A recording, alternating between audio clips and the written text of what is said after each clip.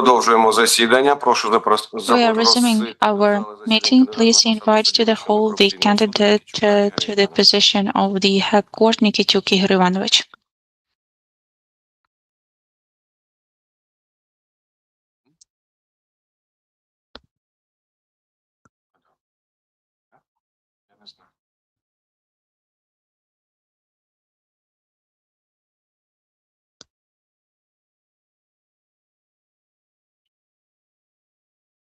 Добрий день, сідайте.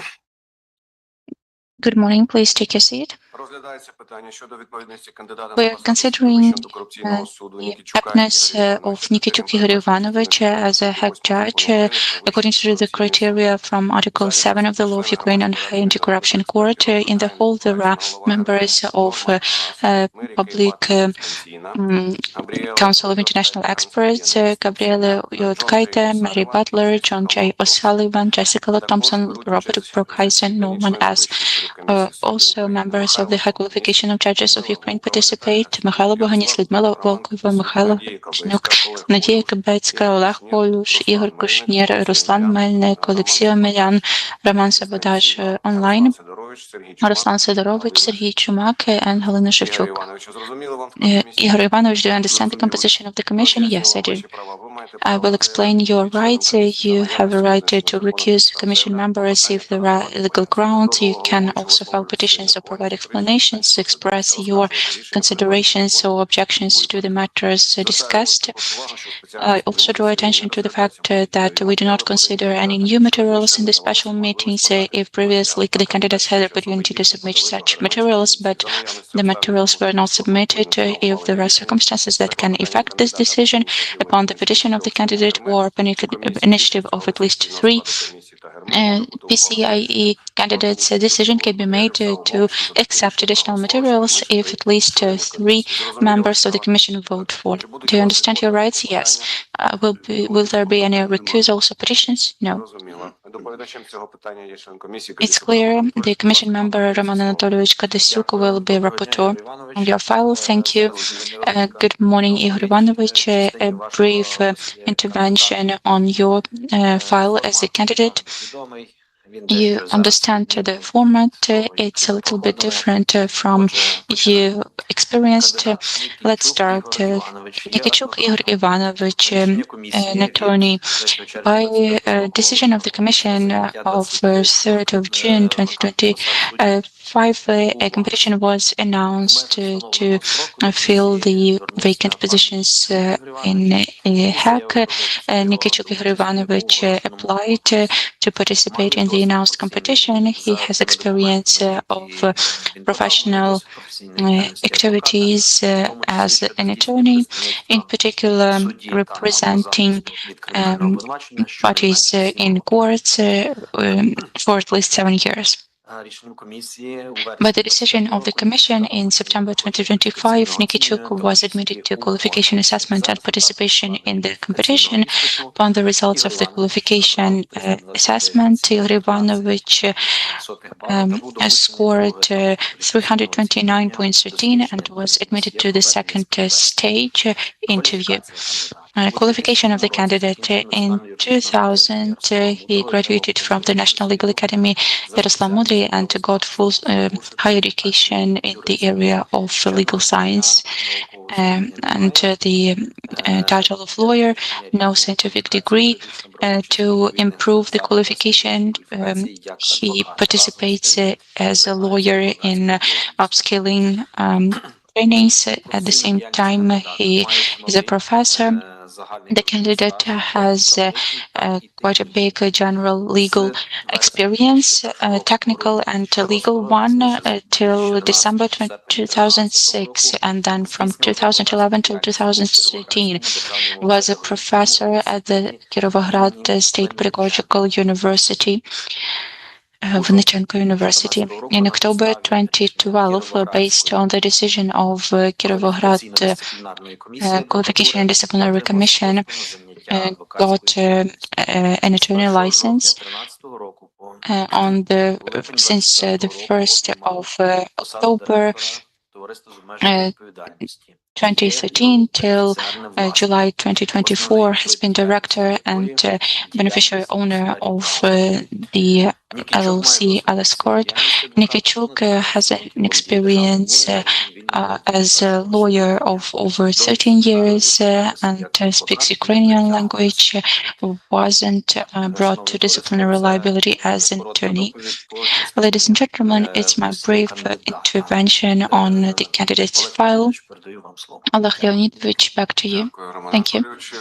Thank you, Roman Anatolievich, and I'm passing the floor to the head of the Public Council of International Experts, Robert Heinenbroek-Heisen. Thank you very much, Mr. Chair. Yes, Norman is your rapporteur, so please, Norman, go ahead. Thank you. Good morning, Mr. Nikitchuk. Yes, I'm your rapporteur. My name is Norman Aas, and I'm attorney and former prosecutor from Estonia. And thank you for your participation in this important competition to HAK. And also congratulations that you have reached this joint meeting phase. And as the time schedule is quite tough, I like to start with your previous expertise. And just for the sake of the clarity, we have had already several rounds of the written questions and answers. And thank you, all your answers and documents submitted so far.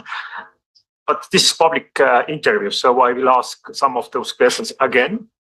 And of course, you can remain to your already provided the written answers, but if you have anything to add, you're very welcome. And according to your curriculum vitae, you got a license of attorney already 2012, and from 2013 you started as a director of the company Alex Court. And my question is this company Alex Court a law firm, or what kind of company it was where you were a director until 2024?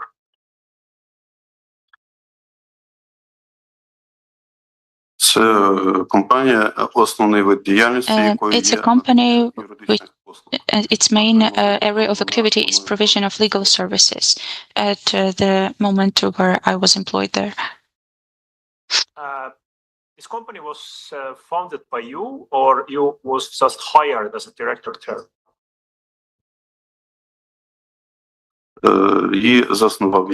It was founded by me, and I became its director.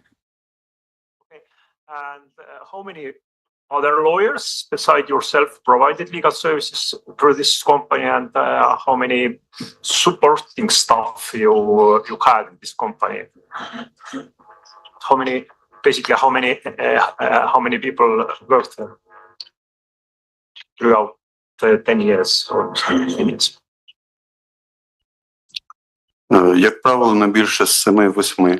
Usually not more than 7-8 employees. Among them, 3-4 were lawyers providing legal services.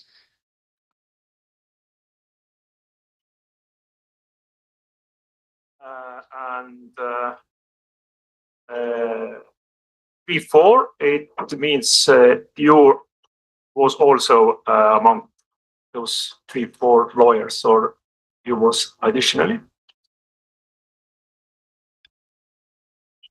I will phrase like that. Basically, everyone was a lawyer. A few people had an attorney license, And in addition to them, there were technical workers, and the number of such workers didn't exceed 1 people. And you said that you were founder of this company.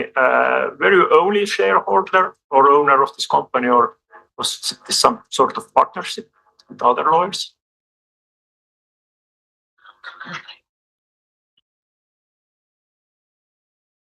Одноосібно.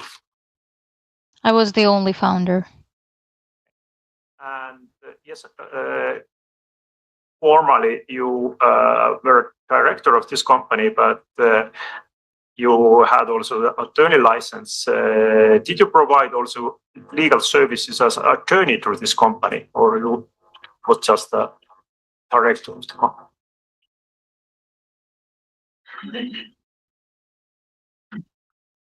Так, в інтересах цієї компанії я надавав Yes, адвокатські I послуги. provided attorney services for the interests of this company.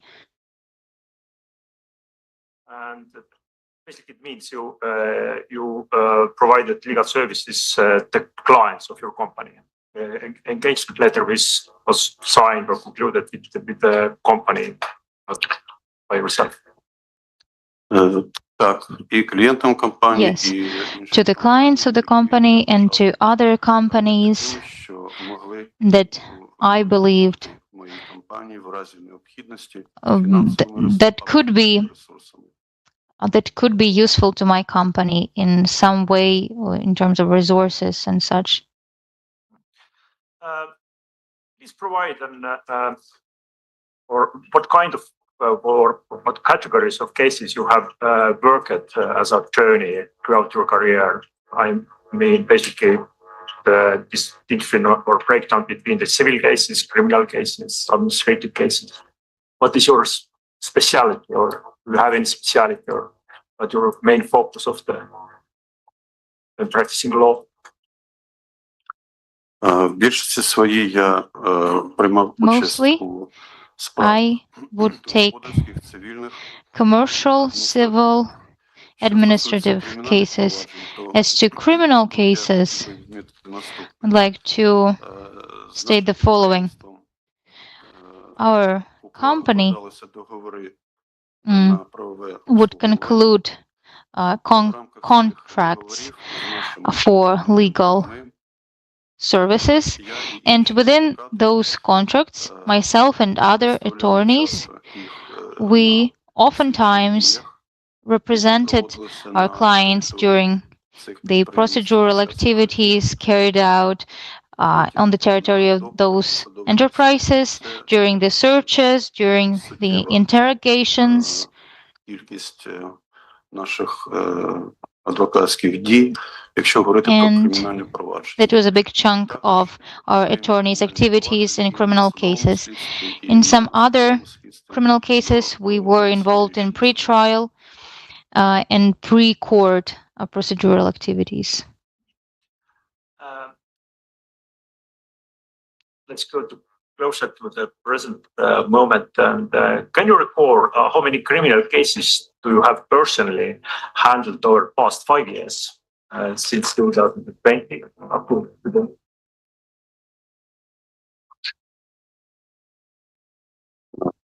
Декілька, 3 чи 4 A few, 3 to 4 cases, criminal cases. It's per year or throughout those 5 years? За ці 5 років. Over the recent 5 years. Have you any experience to represent the clients for the court at the trial stage? You mentioned that you have accompanied the client preliminary phase of proceeding during the searches and so on. But have you ever been as a defense attorney in the court, in the main trial? Так, і на судовому Yes. слідстві. I represented clients in court hearings, in pre-trial. I would represent them And now, at this moment, I am representing an official of a private enterprise that has charges of a corruption-related offense, but it is considered by a general jurisdiction court at this time. Do you have any experience to represent your clients before the anti-corruption court?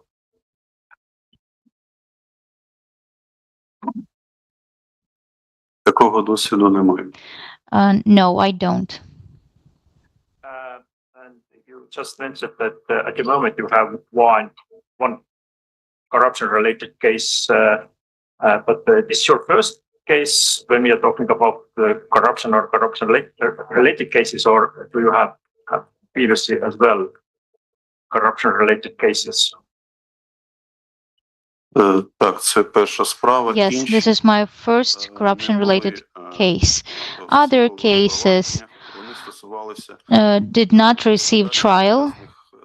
They were about consultations related to corruption offenses or failure to declare assets and fill out the declaration on time, etc.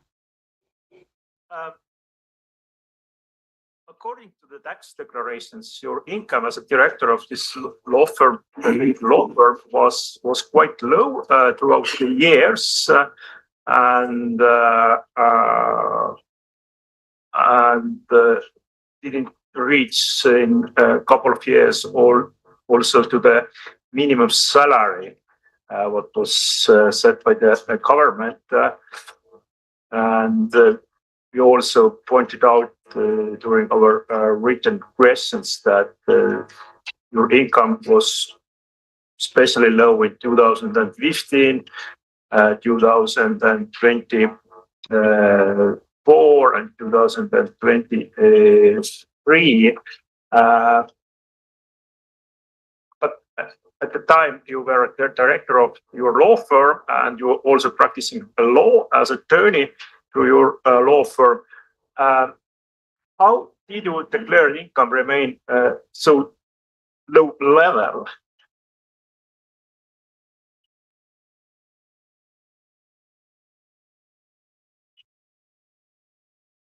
В своїй діяльності я обрав My наступні professional activities, I параметри.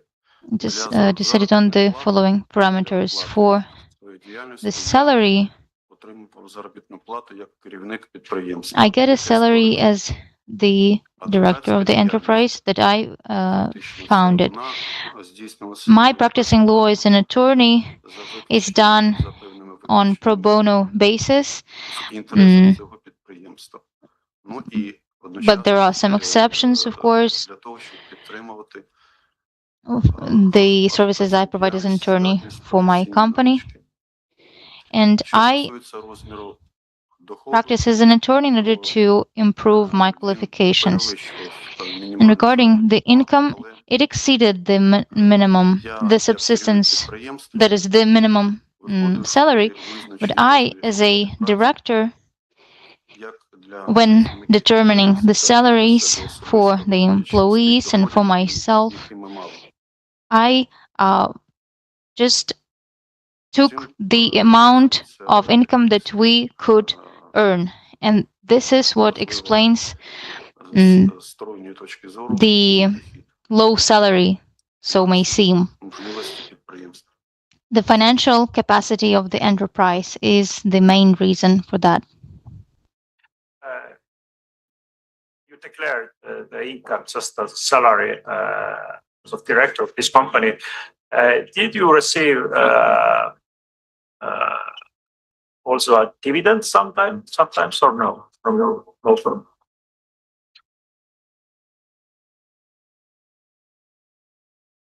Ні, не отримував. No, I did not receive dividends, but we had none.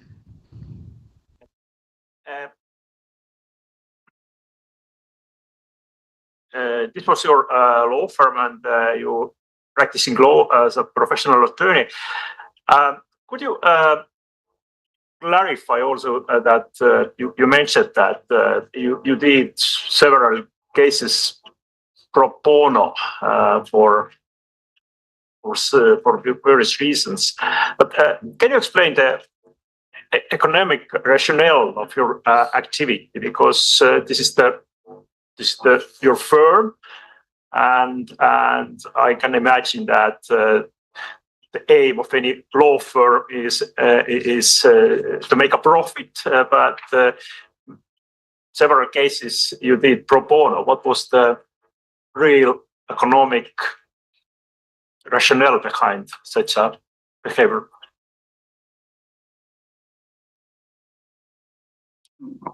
Економічні міркування мої полягали в тому, Well, the що economic rationale was важлива стабільність that stability mattered підприємства і тих людей, які for the працювали в цьому enterprise підприємстві. and for the employees, and I В тому числі і через guaranteed it гарантування And можливості in order to ensure через stability. укладення договорів з тими клієнтами I would conclude contracts with a client whose cases I took pro bono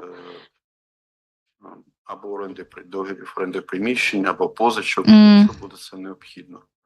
in order to cover the rent or Підприємець. but essentially I'm an official, I'm not a businessman, and I wanted the firm to get a stable income, even though it could be low. And stability mattered for the employees and for myself, including all social guarantees. And if income is regarded as the objective of entrepreneurship, of course, it played a role, but personally, I failed to make this career too successful, economically speaking. So the economic rationale was to have stable salary, and I can agree that this is minimum expenses and minimum income, but it was like this. During the written rounds, you also pointed out that you did some cases pro bono with the expectations of possible financial support in the future for those clients. What kind of financial support in the future you meant with that answer? Just, I'm attorney as well, and it's quite hard for me to understand that you are offering pro bono services to the client, and what can happen then in the future, what kind of support they can provide it back. Наприклад, For instance, a loan or a subsidy with interest rate lower elsewhere that I could have in a bank. And I also thought of maybe relocation of the enterprise to a different city where I could expect my client to provide me with promises on some beneficial conditions. Okay. You mentioned that maybe that in the future you can have a loan with good interest from those companies, and maybe some other form of support. But I can't really understand again, the economic rationale behind of that. You were ready to offer pro bono services to the client to receive maybe loans for the clients to manage the company. So it seems to me that maybe proper fee for your services is more appropriate to manage the company. But okay, but my question is, did you receive any loan or any other support for those companies, what you served pro bono basis?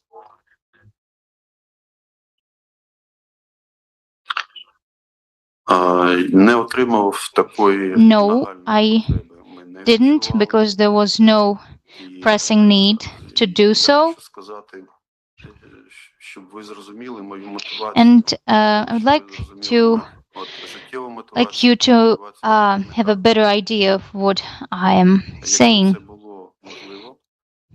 So, if it was possible, I would provide social services and legal services.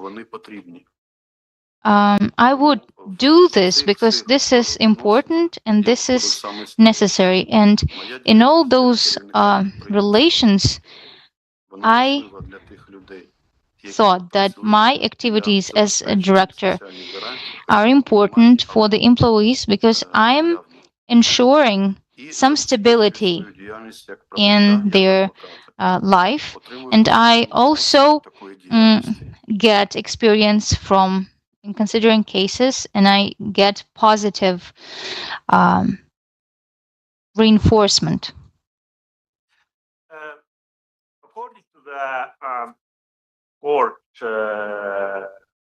registers in 2022 up to 2024, during 2 years, you participated or represented as attorney in different companies, at least in the 10 court cases. And at least according to the names, it seems to be that they were quite okay companies in this sense. They were not some physical persons, maybe with low income. For example, the company Czernivsky plant of food products, Lithium extraditions, and any other companies. So my question is, had those companies basically enough resources actually to pay for your services? Or what was the reason to offer the services pro bono? It was only up to you decided, or it was the request of the possible clients, those companies?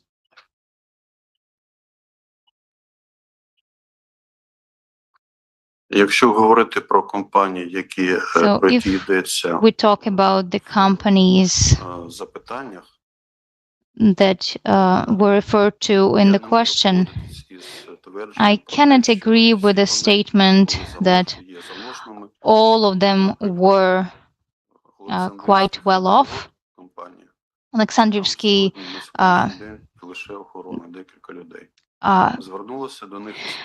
food plant, they only have a few employees, and the prosecutor's office and the emergency service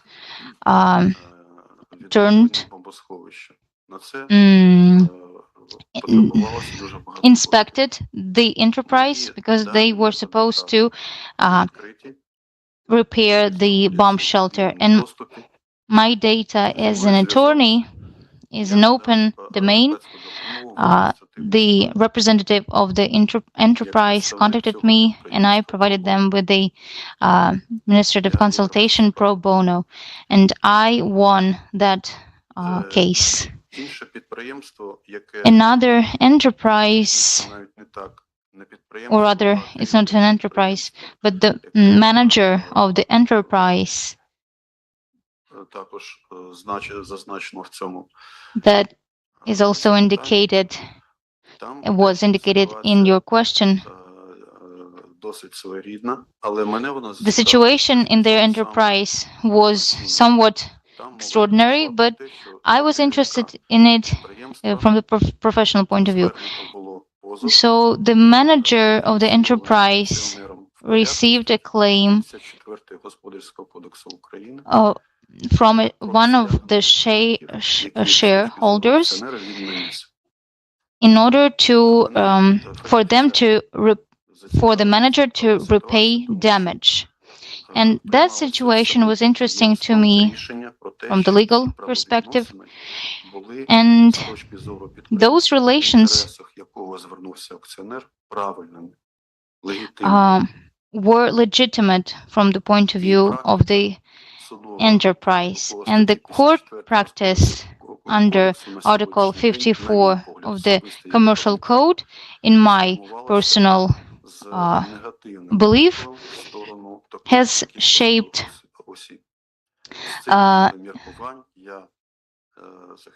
has shaped in a way that leaves the managers in such situations in an unfavorable situation. So I'm now working on this in order to try and change it. You left your own law firm 2024, or at least you are not anymore director of this law firm. What happened? And you are now practicing law as a self-employed practitioner.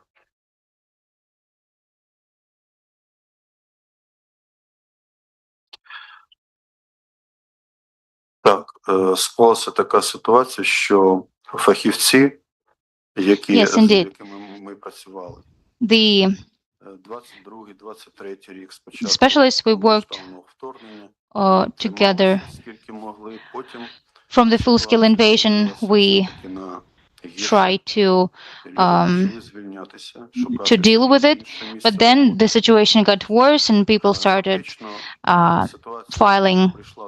submitting their dismissals, and I was alone in the enterprise. I ended up being alone in the enterprise, and continuing in a status of a legal entity seemed unlikely for me, so I dismissed too and decided to dismantle the enterprise. And I decided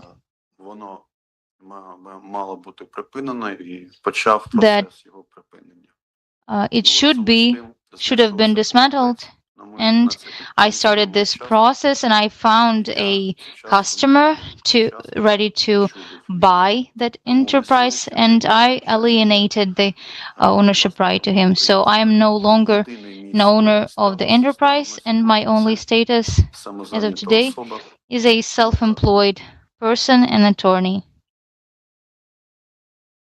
Have you indicated this?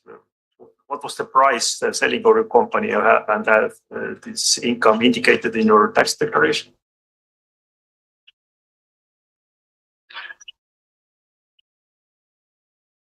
Це буде відображено в декларації за 2025. I will reflect it in my declaration for 2025.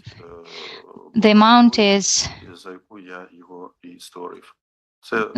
the same, equal the statutory capital. So I received 1,500 hryvnia. But you sold it in 2024? Ні, не так. У 2024 році я In 2024, I resigned from the enterprise, started the process of dismantling of the enterprise. And during that procedure that lasts certain time, I needed to complete tax issues. And in 2025, a customer appeared who wanted to buy this enterprise. Even more so that we didn't have any disputes with tax bodies, there were no enforcement proceedings, and we followed the law. That customer came my way, and he had his own vision of how to continue managing the enterprise that he wished to buy. I know that that enterprise has shifted into a different field of activity. Legal activities are no longer the key activities, and in 2025 he bought my enterprise. Thank you. Let's go to another topic, and this is quite old. Maybe you can recall that 2008 you did buy a car Toyota Avensis, and according to your answer, you used to finance this these transactions a bank loan, and also your savings, and you repaid this bank loan between 2008 to 2016. The first question, can you remember, was it a brand new car? Because the date of the car and the buying years is the same. So was it a brand new car that you bought? Так, це нова машина. Yeah, that was a brand new car. Can you report what was the proportion or the sake of your bank loan to finance the price?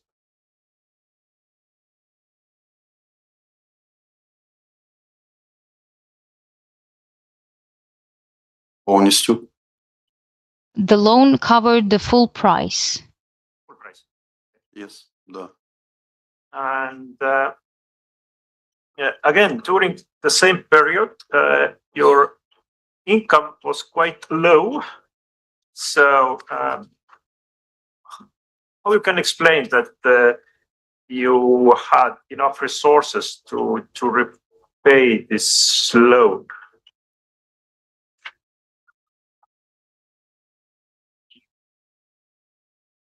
Ми дуже економно живемо.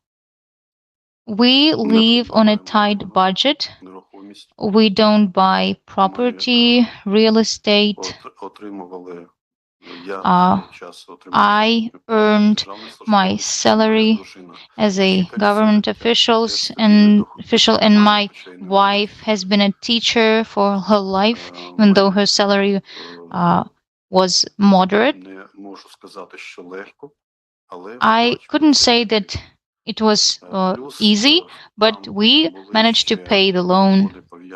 We also had income related to heritage from my wife's parents, my in-laws, and whenever we needed, we could take loans from my friends, and then we paid them. It wasn't easy, but we managed. We made it.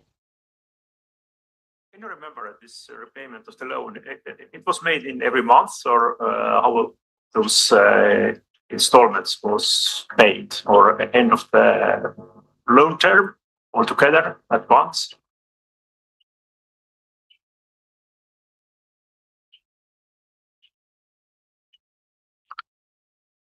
Щомісячно. On a monthly basis. І якраз це нас влаштовувало, тому що ми And it went well for us because we would receive our salary and then we would pay the loan monthly. Can you remember Чи пригадуєте ви, what was your job at that time when you did buy this car? In which positions you worked? Because it was before you got the attorney license.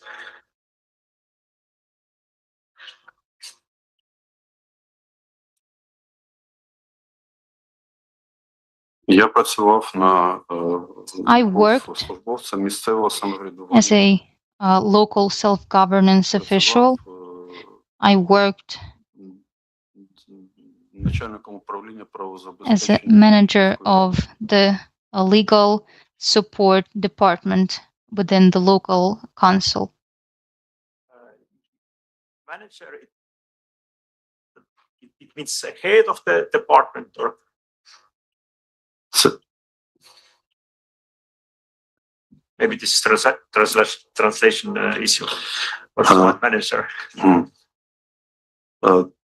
Так, це можна назвати менеджером, Yes, але it can be called a manager, це юридичне управління. but it's a legal department of a self-government body. And Забезпечення представництва my duties were in particular to represent the interests of the city council in courts, also check that the draft decisions voted by the city council corresponded to the law. Also, I provided consultations to the council members. So I was not a manager in the sense that I decided on the directions of activity. I was a lawyer, and I advised as a lawyer as to the legal side of activities of the self-government body. Thank you. Let's move on. The next question is related to mistake or error what you made in one declaration, and you did not indicated that you were a member of supervisory board of a company called Leap, and you also explained during the written answers that you misinterpret the requirements of the declarations. But my question is, did you actually exercise the powers of the member of the supervisory board of this company, and what was your functions to perform that? Did you hold any meetings of the supervisory board, or what was your duty there, or was that just very formalistic? Status. Стосовно як ви зазначили помилку в декларації, я не said it was something regarding the declaration, but I do not consider it a mistake that I didn't indicate my membership in the supervisory board of Mykolaiv HIP. There is an explanation from the National Agency for Corruption Prevention, which specifies what information has to be added to this in this section. In particular, about the associations covered by the law of Ukraine on public associations, also unions of employers, charitable organizations, self-governing organizations. So, question. My question was about your actual task or duties as a supervisory board member. So, what was your actual job there? And you get you any salary or any other kind of remunerations serving as a supervisory board member there? Так, я член наглядової ради. Yes, I was a member of the supervisory board as a representative of one of the shareholders of this enterprise. So I wasn't performing my own powers, but I represented the interest of that shareholder. I organized general meetings and I voted following the instructions from that shareholder. But did you receive any salary remunerations, any other benefits serving as a supervisory board member? Ні, No. я діяв як Я діяв безоплатно. No, I acted free of charge. I provided the letter from the enterprise confirming that. Thank you. And my last question is about your relations with politics of Ukraine. And according to the information provided to us, you have a number of professional and maybe political ties with Ukrainian politician and entrepreneur Andrei Dabalov, and you have also represented him as an attorney in the court cases. Can you describe your relations with Mr. Dabalov?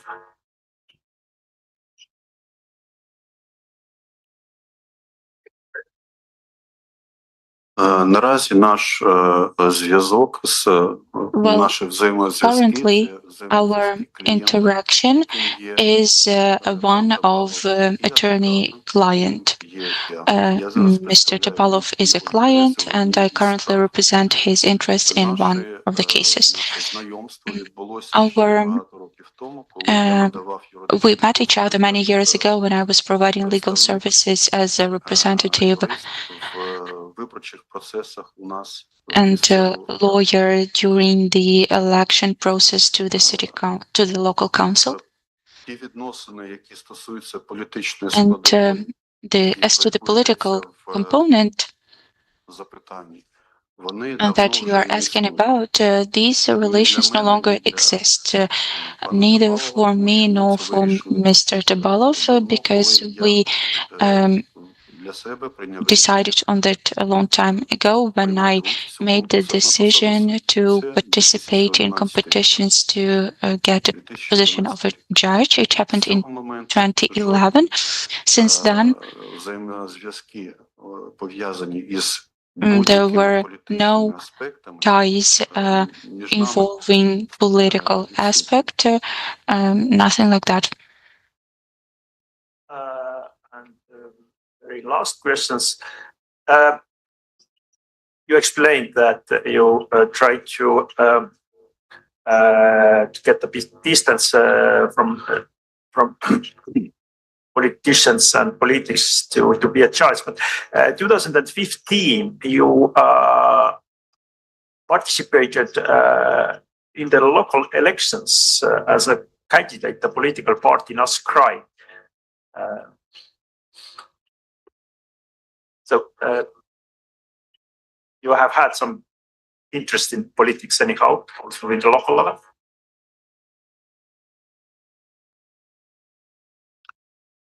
Ваше попереднє питання стосувалося Your previous question was about political ties with Mr. Dabalov.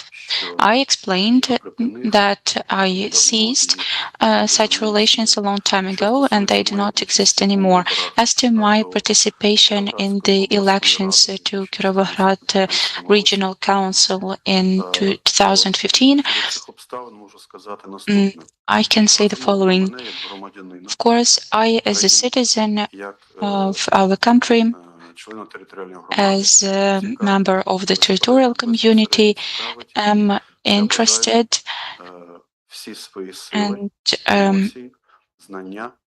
I wanted to give all my knowledge and skills to serving the state so that our country flourishes. In 2014, there was an invasion in Crimea, and back then we all were thinking about how we could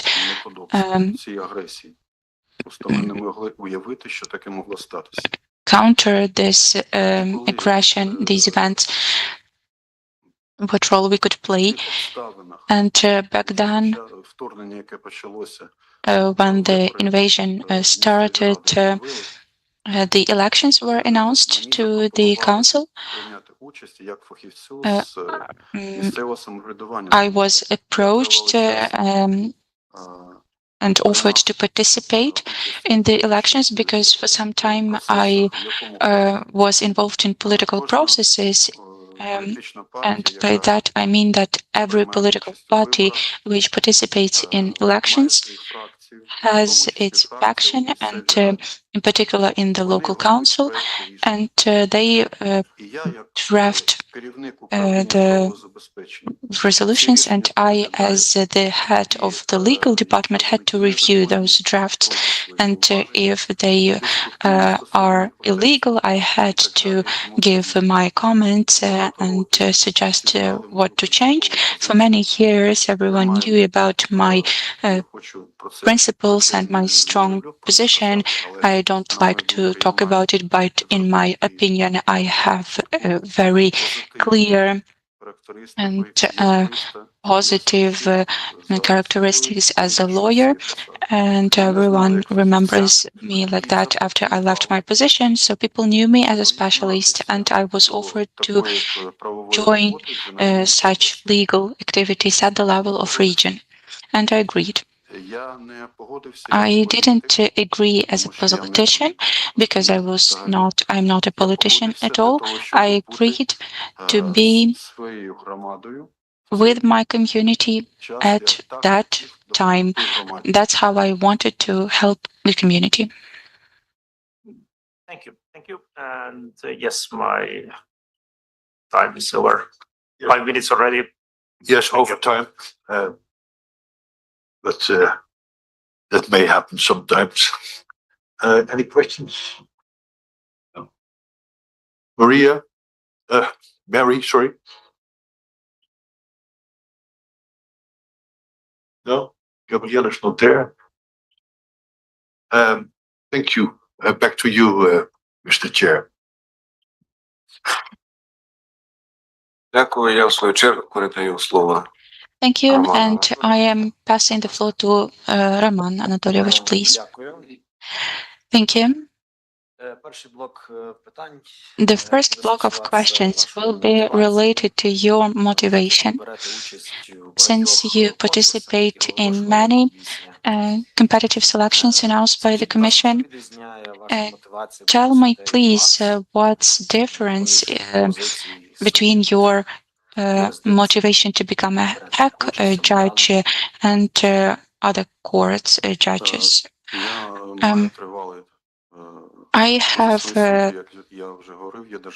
as I said, I am a public official. I have been serving the state within public authorities. I have a higher education in the area of state administration. I have a master's degree in this area, and I know very well that corruption makes society unhappy and destroys state administration, and I want to contribute my experience and my knowledge to protect the state apparatus, the state administration from this negative phenomenon.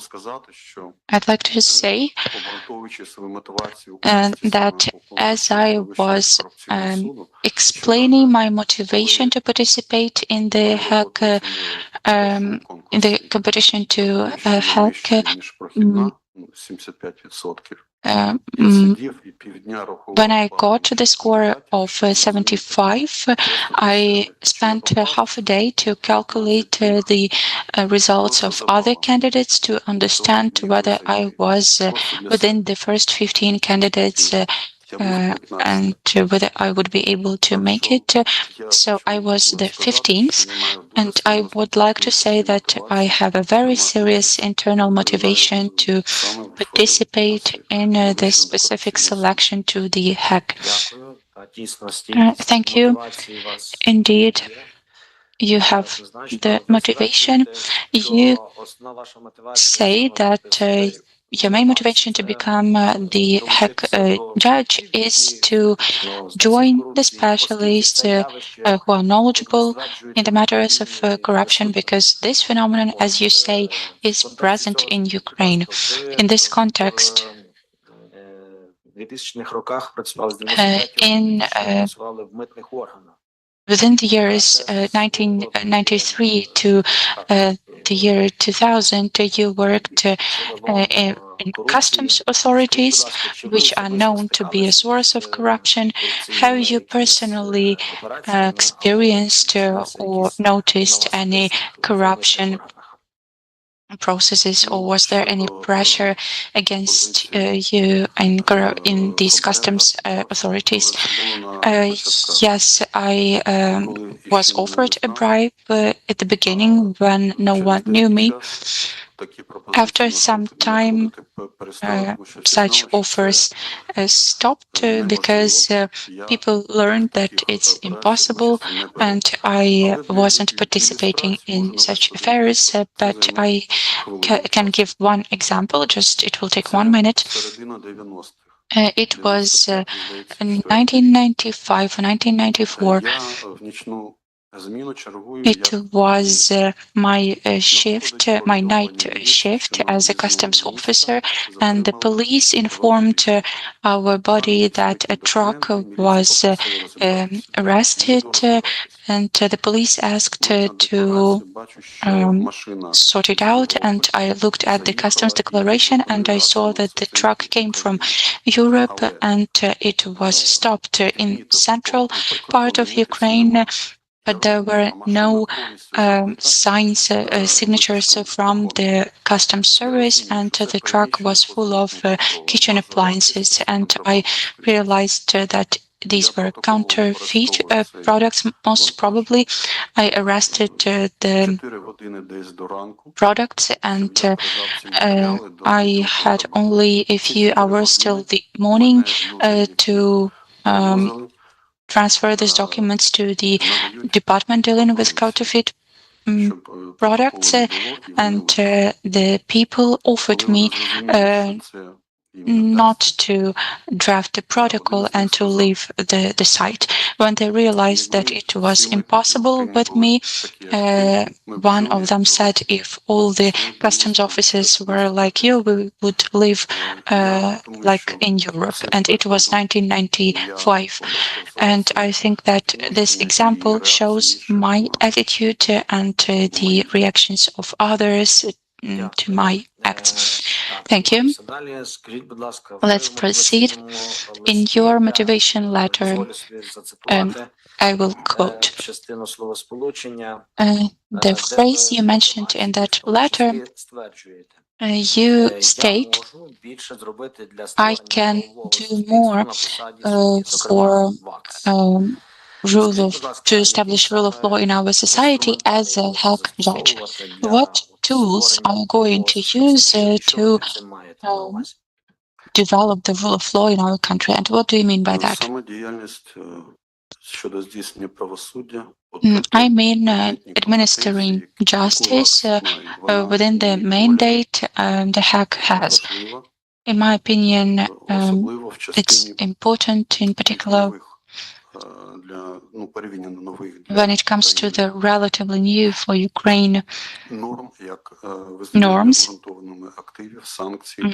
such as acknowledging assets and as unsubstantiated, and in the part related to corruption offenses, I will decrease the level of corruption in my activities. That's how I understand it.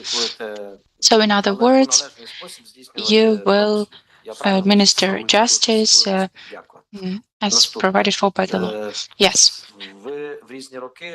So, next question. In 2006, 2010, 2011, you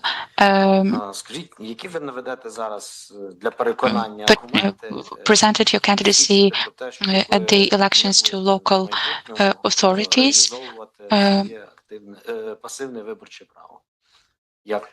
How can you ensure us that you will not change your status of a judge into a representative, a mandate as a representative in future?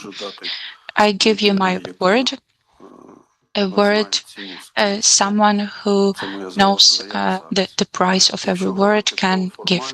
That's my statement. If we talk about formal side,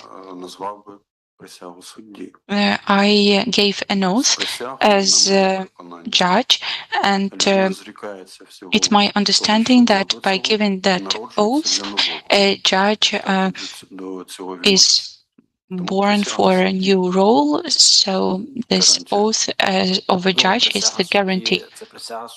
Well, the oath is one thing, but let's say after 2 years you will resign and apply as a candidate at local elections, for instance. And the oath as a judge will not be an obstacle, it's just a matter of preferences. Well, my preference is to administer justice, and I do not view an oath as something that can be given today but taken back tomorrow.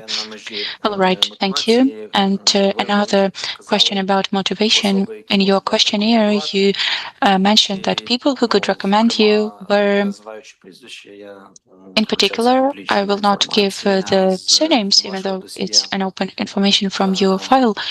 So these were, in particular, head of the regional center for upskilling of Kirovohrad council, and the second person was a senior officer of the Department for Defense of Statehood of the Security Service of Ukraine. Why did you select these specific individuals? Well, the first person you mentioned, the head of the center, knows me for over 20 years, and I train public officials and local officials. And by the way, on Tuesday, I will have another class there. So he knows me. He knows me for the last 20 years. He knows how I act in my everyday life and in my professional activity as a trainer. As to that second individual, it's someone who knows my family. He also knows me personally for many years. He knows my family, how we live. I bake the bread and I gave the bread to him. And back when we had checkpoints at the perimeter of our city, he was spending time there. So these people know me personally as an individual in my private life, and in my professional life. I provided legal consultations to him as well in matters related to his service. I will return to the previous topic. After the year 2000, you published articles in the area of administrative law, civil law. Is it something you keep doing? Do you have time to publish new articles? And do you have any articles from the area of criminal law, criminal procedural law? These scientific articles were due to my brief PhD studies. The topic of my dissertation would be precedent in the civil law of Ukraine. And in this context, I wrote a few articles about the use of precedent, and other articles. The article about the administrative relations that you mentioned was the article I wrote to analyze the reform of the Constitution at that time. Could you please be more specific? Do you? Yes, sorry. Please be more specific in your answer. The question was a little bit different, and be more concise. I currently do not continue this kind of activity. I do not publish articles. Thank you. And let's go back to your activities related to political party. You were a member in civil society organizations, and as you stated, you wrote you applied to cease your membership, and then, according to the public registers, you were excluded from some organizations, but you remained a member of others. After the competition to the appellate courts, did you act?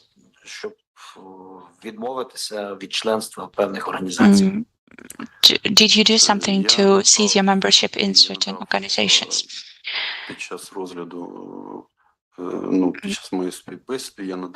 I provided the copy of the letter that I sent to the organization that I'm the signatory of. And I mentioned it during my interview within the previous selection.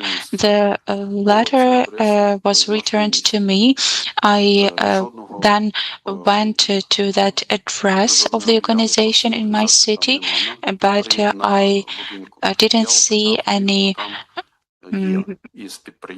signs that that organization was functioning at the address, and no one in that building knew about such an organization at that address. So the organization exists only in the register. After that, I sent another letter in which I wrote that I had no relation to that organization, and I am not going to perform any functions in this organization to the main office in Kyiv, but no one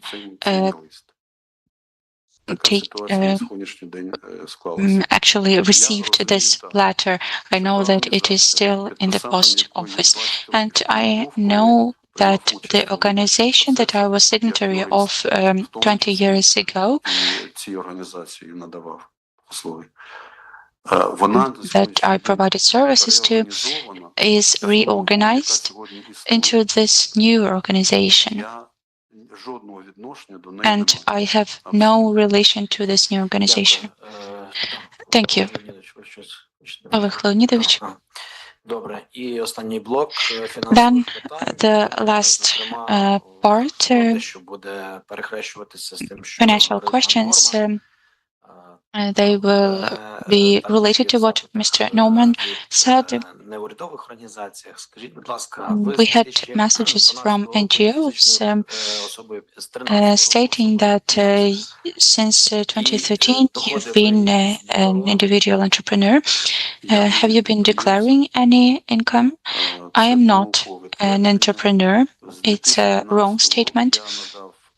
I provided an extract from the register of individual entrepreneurs, and it's clear that I am not an entrepreneur. I think it's a mistake because in 2012 I got registered as an attorney, but not as an individual entrepreneur, but someone who was exercising attorney's activity within an attorneys association or union. I was never an entrepreneur.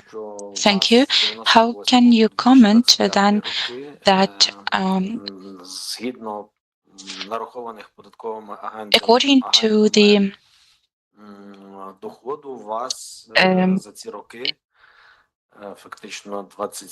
data from tax services, you have had the income of over 1 million hryvnias since 1998, so for 27 years. If you are asking what are the reasons of such an income, well, Such information was provided by my employers. Okay, was there any other income not included in this taxable income that you were using? All my profits of the income was declared, and there were taxes imposed. Then why don't we see them in the documents? I do not understand the question. Well, from 1998 till 2025, the taxable income was 1,340,000 hryvnias, and I'm asking whether there were other sources of income not included in this figure. As far as I understand, that's the data from the tax service. So that's my answer. That was the income that I paid taxes for, and I cannot understand what other income you are talking about. So as far as I understand, there are no other sources of income, only the one mentioned in the information of tax authorities. I think the answer was provided. Let's proceed. Could you also comment, in 2019, you sold a land plot, a building, 18.5 square meters, and the amounts were rather low there, 25,000 hryvnias, around $1,000 back then. Why was this price set? So they proposed that price, the customers proposed it, and I didn't have a goal of making profit on this sale. So there was a customer proposed his price and I accepted. Then I have no other questions at this time. Colleagues, you could take the floor. Thank you. Good afternoon. Just a couple of questions regarding your practical assignment that you did when establishing the intent, the direct intent. So the suspect understood his failure of filling the declaration out in full, and the suspect had a direct intent in his actions. What is the role of intent in crimes with formal actus reus? So I characterized the mens rea of his actions, and for criminal penalty to be imposed, formal actus reus should be sufficient, and I characterized his actions from the point of view of mens rea. All right, thank you. Then regarding the punishment, the penalty, the version of the criminal code norm was modified, and the updated version that you applied, agreeing with the prosecutor, the penalty was increased, and you applied the updated version that makes use of higher penalty, more severe penalty. And in your practical assignment, you actually overlooked the request of the defense to apply the version of the norm that was valid at the time of the crime, the commission of the crime. I don't remember exactly, but I decided that the content of the norms, valid norms, effective at the moment of the commission of the crime were used in my decision. The sanction, the penalty was alleviated by the updated version, and there is no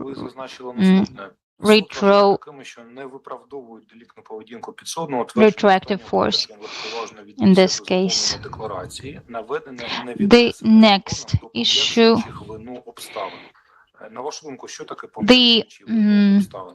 what is a alleviating circumstance, mitigating circumstance? This is a circumstance that allows the court to impose a lesser penalty. I mean, could you make your answer more concrete? So this is a circumstance that enables the court to impose a penalty which is lesser.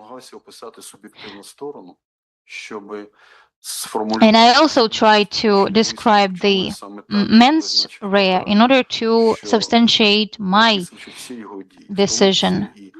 I described all of his actions. Maybe I indulged in it too much, given the actus reus. And the last question, when determining the penalty, you said the following: the preventive measure should be remained. What are the preventive measures that you know? To my knowledge, it was the rest of the property, compensated the rest of the property in that case. But my question is a general one. Prevention measures are seizure of or transfer of property as pledge. Then what are the means of enforcing criminal proceeding that you know? Those enforcement means are arrest of property, and that property ensures the enforcement of the verdict in the part of property issues. Thank you. A question to you. So let's come back to the situation that you described for us as of 1998 about counterfeit and how you stopped it. So the individual driving the van, what did they propose you to do? To destroy the protocol? What was it? It wasn't in the van, but it doesn't matter. The actual fact. Did you report that case to law enforcement, that the individual proposed you to destroy the protocol in which you indicated the offense? I did not report it because it happened without witnesses. Okay, clear. So you didn't report. You also said that that individual had praised you, that if all the customs officers were like you, there would have been no offenses. So did you really take it seriously? Did you really take that praise seriously? Or was it done by them in order to soften you, to make sure you do not report? Well, I actually didn't even think about it. It didn't even occur to me. I appreciated But you cited that situation and you emphasized the fact that the individual had praised you. I only recalled it for in order to make a more vivid example and not only give you my words, but give you the reaction of that individual. So being a candidate to the Hague court judge position, let's imagine that you are given a bribe, you refuse, and then the individual says that you are such a wonderful professional, and if everyone worked like you, then there would have been no bribes. Are you supposed to report the situation to law enforcement? Of course, for sure. I get it. Thank you. But there is a contradiction in your explanations in what you said before and what you are saying now. Thank you. No other questions. Ihor, you have 1 minute in order to inform the Commission of facts that you would like the Commission know. Thank you. I'd like to say one thing. I sincerely believe that I can be useful, my experience can be useful, my knowledge can be useful to society and to the state. If I'm appointed as the Hague court judge, everything that I said was said in order to prove this. Thank you. Thank you for your participation in this interview. The interview is completed and